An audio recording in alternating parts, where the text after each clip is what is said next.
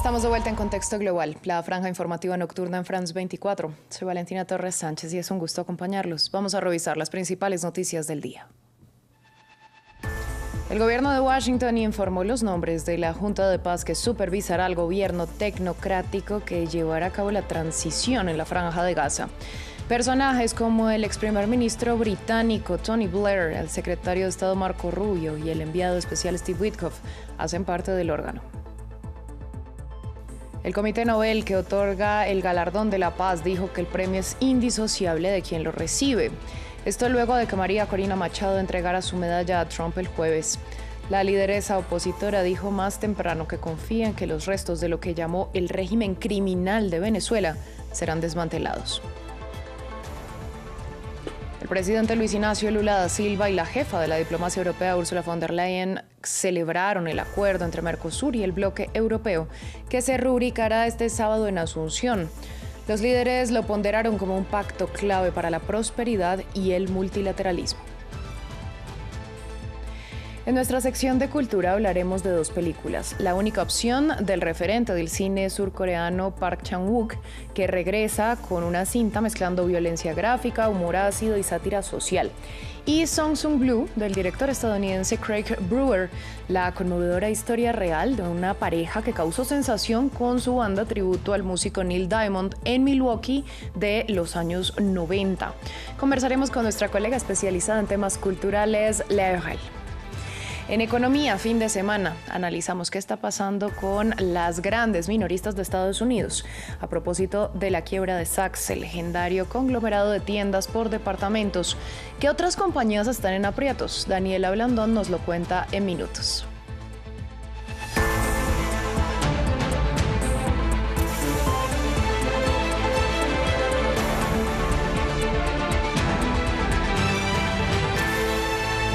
Comenzamos en Estados Unidos. El gobierno de Donald Trump informó que la Junta Ejecutiva que supervisará el nuevo gobierno tecnocrático en Gaza estará integrada por figuras como el ex primer ministro británico Tony Blair, el secretario de Estado Marco Rubio, el emisario de la Casa Blanca Steve Witkoff y el yerno del presidente Donald Trump, Jared Kushner. El anuncio se produce un día después de que el republicano se presentara a sí mismo como el presidente de la llamada Junta de Paz. Cada integrante de la Junta Ejecutiva supervisará una cartera definida fundamental para la estabilización y el éxito a largo plazo de Gaza, que incluye, entre otros, el fortalecimiento de la capacidad de gobernanza, las relaciones regionales, la reconstrucción, la atracción de inversiones, la financiación a gran escala y la movilización de capital. En otras noticias, el presidente Donald Trump amenazó con imponer aranceles a los países que no secunden sus planes de tomar el control de Groenlandia. El mandatario aseguró una vez más que Estados Unidos requiere ese territorio por razones de seguridad nacional. Esto luego de que la Casa Blanca indicara que el gobierno de Washington no descarta ni comprar la isla ni usar la fuerza. Pese a la presión, este viernes continuó el despliegue de las misiones europeas que llegaron a Groenlandia para apoyar a las fuerzas danesas. Ampliamos en el informe de Diego Bassani. Estados Unidos sigue presionando para hacerse con Groenlandia. Este viernes el presidente Donald Trump advirtió que podría imponer aranceles adicionales a los países que vayan en contravía de que el territorio ubicado en el Ártico pase a manos de la potencia de América del Norte. Quizás imponga aranceles a los países que no estén de acuerdo con Groenlandia, porque necesitamos Groenlandia para la seguridad nacional, así que quizás lo haga. Una delegación bipartidista de congresistas estadounidenses viajó a Copenhague para expresar su apoyo al gobierno danés con respecto a la soberanía de Groenlandia. Hablamos sobre el valor de la OTAN y el compromiso de respetar los principios fundamentales de soberanía, integridad territorial y autodeterminación. Y hablamos con claridad sobre la importancia de que el pueblo de Groenlandia tome sus propias decisiones sobre su futuro. Desde la isla, el jefe de las Fuerzas Armadas danesas para el Ártico declaró que su principal foco de atención se encuentra en monitorear la presencia rusa en la región. No vemos una amenaza inmediata para el reino de Dinamarca y eso incluye Groenlandia. No vemos ningún barco ruso o chino alrededor de Groenlandia. Por supuesto que los hay. Y eso es también lo que ha dicho Estados Unidos. Hay barcos chinos y rusos en el océano Ártico, pero no cerca de Groenlandia.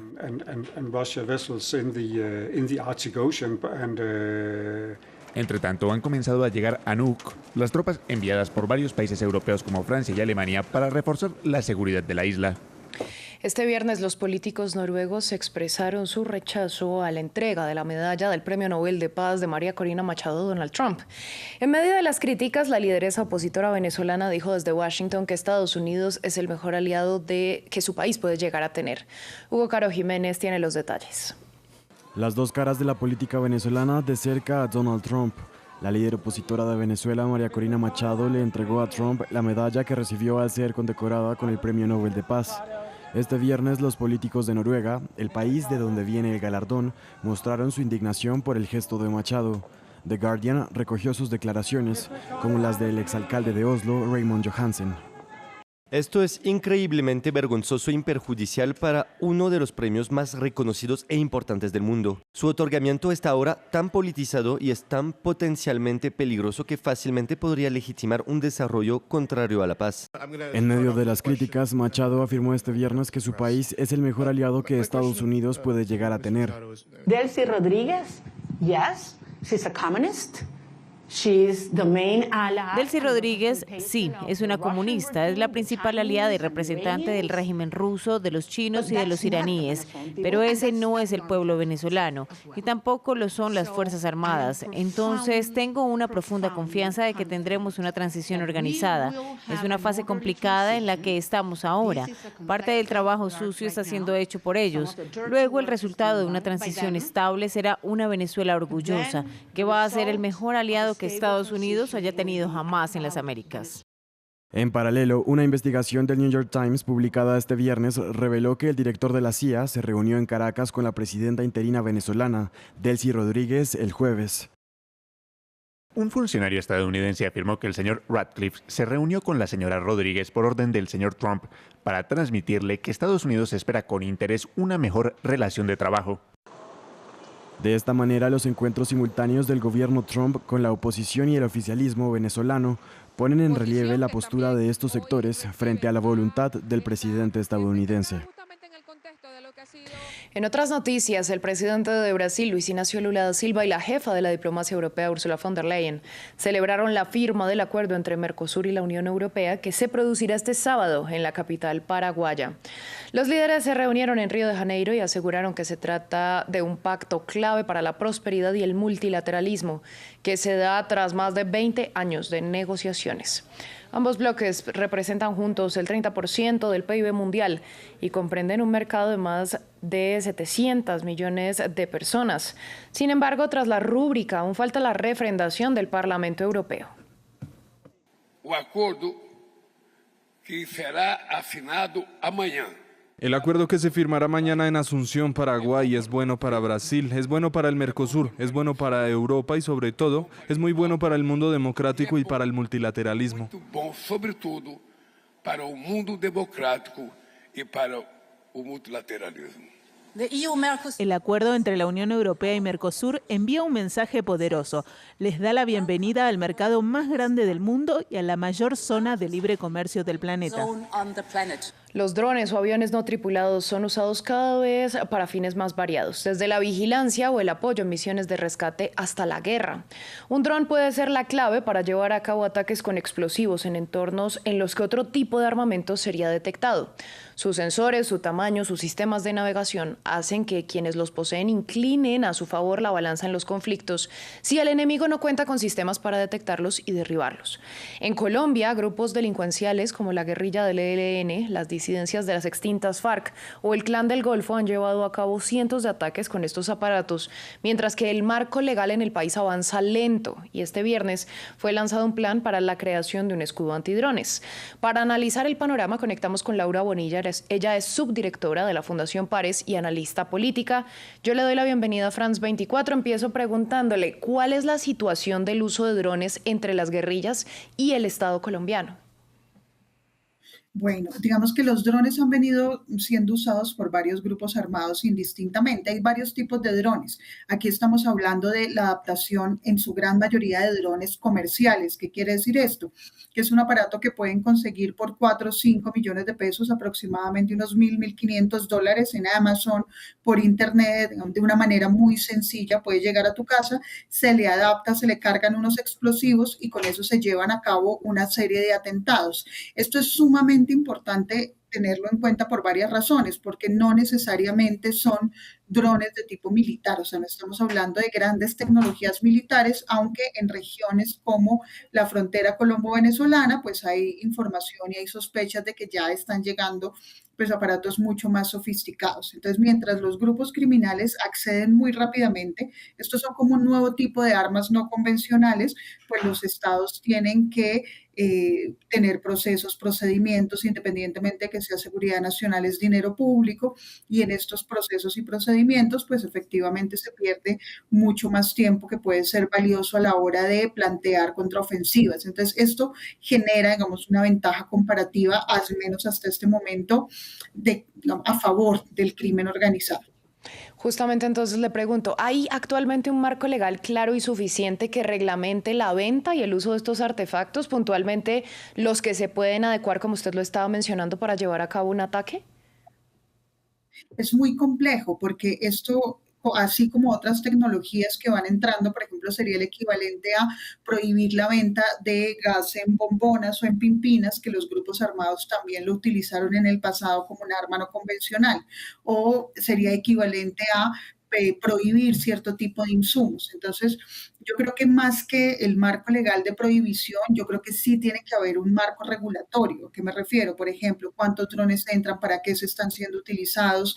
Formas de trazabilidad de esos drones, códigos que permitan rastrear quiénes los poseen, quiénes no los poseen, solicitar una serie de permisos para esto, o sea, que nos permitan rastrear mucho mejor este tipo de tecnología que es de muy fácil consecución, sobre todo la que, como te estaba diciendo, es tecnología comercial. Hoy el marco legal en ese sentido no es suficiente, es insuficiente.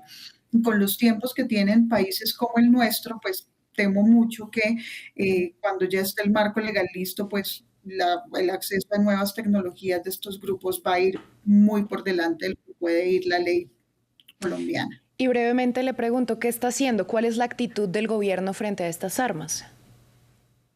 Bueno, el gobierno ha intentado o ha lanzado recientemente un plan antidrones, pero lo está enfocando, que a mi juicio, digamos, es una cosa muy compleja, lo está enfocando solamente en edificaciones, y es en la protección de infraestructura crítica, que está muy bien y que es una gran necesidad, pero pues no responde a los lugares donde estos grupos están utilizando los drones para básicamente control territorial y amedrentar población civil. Entonces, por una parte, digamos, es de celebrar que se estén tomando medidas serias que permitan incrementar la capacidad de las Fuerzas Armadas para el uso de drones y antidrones, pero por otro lado yo creo que sí se requieren una serie de acciones rápidas, incluso desde la infantería, desde el ejército, etcétera, que colaboren con la protección de civiles, incluso recientemente leía que en Ucrania, por ejemplo, hay, digamos, ya ciertos dispositivos militares que responden a bajar drones con armas mucho menos sofisticadas que un escudo antidrones como este. Pues Laura, muchas gracias a usted por su análisis y por compartirlo con nosotros en France 24. Con muchísimo gusto, siempre es un placer estar aquí con ustedes en France 24. Nosotros vamos a continuar. En Guatemala, el presidente Bernardo Arévalo presentó su informe al pueblo al cumplirse 2 años de su gobierno. Llega a la mitad de su mandato con niveles de popularidad en descenso y bajo fuertes cuestionamientos por seguridad y resultados económicos. Un discurso que se produce además en medio de una tensa confrontación con la fiscal general. Desde Ciudad de Guatemala, Andrés Suárez Jaramillo, corresponsal de France 24, nos envió el siguiente informe. Desde la concha acústica de la capital guatemalteca, el presidente Bernardo Arévalo entrega esta tarde su informe al pueblo cuando se cumplen 2 años de su llegada al poder. Arévalo comparece con una popularidad a la baja. Las encuestas más recientes lo sitúan con niveles de desaprobación de más del 60%, muy lejos del respaldo que tuvo al inicio de su mandato. Y este desgaste se explica, según analistas, por la distancia entre las altas expectativas de cambio y unos resultados tibios, como los califica la población.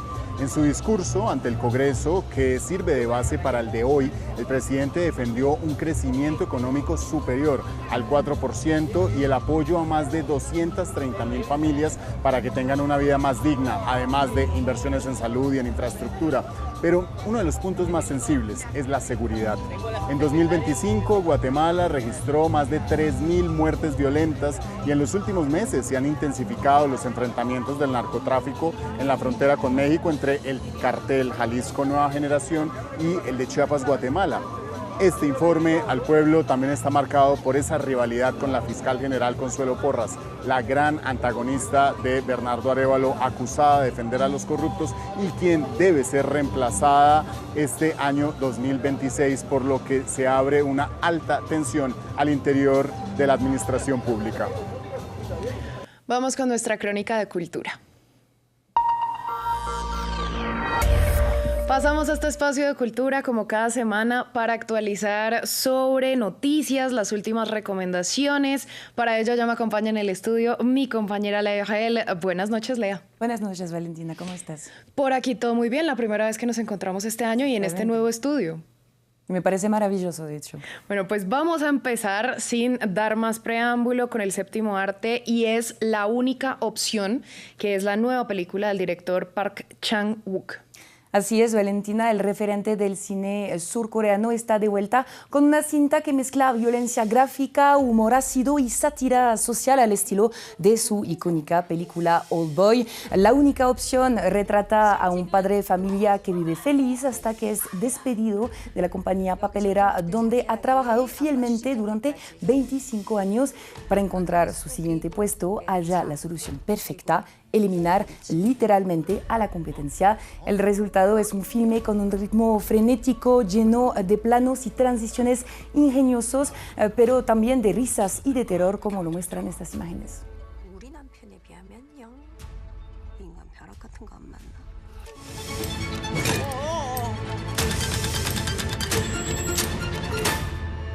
특별한 일 없으셨습니까? 그 두 분이 사라지셨어요.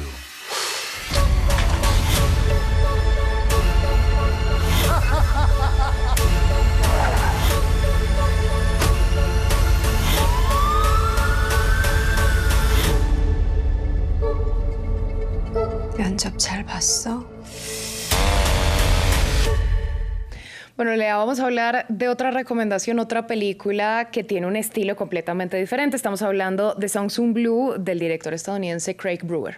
Sí, Valentina, de hecho yo creo que es una película que te va a gustar muchísimo. Sin duda es más convencional y más predecible que La única opción, pero eso no le quita lo generoso y encantador a esa historia de una pareja que forma una banda tributo al músico Neil Diamond, que empieza a causar sensación en el Milwaukee de los años 90. Uno se encariña rápidamente con esta familia ordinaria y su extraordinario amor por la música. Sin embargo, Song Soon-Blue no solamente es una comedia musical romántica, no puedo contar mucho de la trama, pero es también un sensible drama familiar, y lo más conmovedor es tal vez que se trata de una historia real. De hecho, el director Craig Brewer fue inspirado por un documental del 2008 sobre esta pareja de músicos interpretados en la película por un fabuloso Hugh Jackman y por Kate Hudson. Se nota que tanto los actores como el equipo de producción pusieron mucho corazón y mucho respeto a esta cinta agridulce y optimista, así que muy recomendada. Bueno, nosotros vamos a continuar, Lea, esta ya es un pendiente para ver en cine, pero vamos a cambiar de tema. Ahora hablamos de literatura, más particularmente de la destacada escritora mexicana Cristina Rivera Garza. Tuviste la oportunidad de entrevistar hace unas semanas en la Feria del Libro de Guadalajara. Exactamente, Valentina, poeta, novelista y ensayista, se alzó con el premio Pulitzer 2024 por El invencible verano de Liliana, un desgarrador relato autobiográfico que rinde homenaje a su hermana Liliana, asesinada hace 35 años a manos de su expareja. Conversamos entonces con ella de la recepción de este libro tan especial, que sigue participando activamente en la lucha contra los feminicidios, pero hablamos también de su papel de profesora en Estados Unidos, por lo que Cristina Rivera Garza fundó el doctorado en escritura creativa en español de la Universidad de Houston. Le pregunté entonces qué significa para ella ejercer este oficio bajo el segundo mandato de Donald Trump. Escuchemos su respuesta. Creo que es fundamental, creo que es importantísimo. Cada uno desde nuestras trincheras, y para mí una de esas trincheras es la educación, específicamente la universidad, pues estar en pie de lucha y decir lo que sabemos muy bien. Somos una comunidad importante, activísima, de entre 50 y 60 millones de hispanohablantes. Vivimos en el segundo país más numeroso de habla hispana sobre el planeta. Somos entre 10 y 11 millones de bilingües entre el inglés y el español, y no nos van a sacar, no nos van a mover, y seguiremos produciendo lo que tenemos que producir en un país que es también nuestro. Bueno, y les vamos a recomendar a nuestra audiencia recordar que esta entrevista ya está completa en nuestro sitio web de YouTube, donde pueden consultar todo el contenido. Exactamente, y les invito de verdad a leer sobre todo El invencible verano de Liliana, que también está disponible, yo creo, en todos los países latinoamericanos. Bueno, Lea, nosotros vamos a cerrar esta crónica como cada semana con un poco de música. Sí, Valentina, y yo quería empezar con una de mis cantautoras favoritas del momento, la franco-haitiana Naika, y sus irresistibles canciones que mezclan códigos pop con melodías caribeñas. Su álbum debut Eclesia saldrá a la venta en febrero, pero ya pueden bailar al ritmo de este primer sencillo, One Track Mind. Y del lado de Estados Unidos es otro artista que estrenará en unas semanas su muy esperado primer álbum en 10 años. Hablo de Bruno Mars y de su estilo entre funk y soul. El talentoso cantante y músico estará también de gira mundial más tarde este año, y le deseamos el mismo éxito a Ino Casablanca, rapero franco-marroquí pero nacido en España. Su música no tiene fronteras y se destaca por su sonido percusivo con muchos instrumentos norteafricanos perfectos para acompañar sus textos tanto íntimos, tanto divertidos. Es un artista al que habrá que seguir de cerca este año, así que nos vamos a despedir con unas notas de su canción Bicep du 21.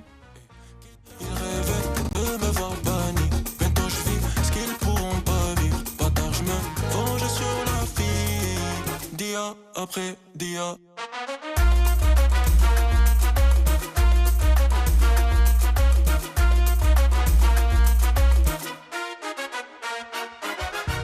Tant que tu parles pour nada, tant que tu parles pour nada, que tu me déranges pour nada, que ça parle pour nada. Lea, muchas gracias por todas estas recomendaciones culturales. Gracias a ti, Valentina. Nosotros así nos despedimos, los dejamos con Economía Fin de Semana.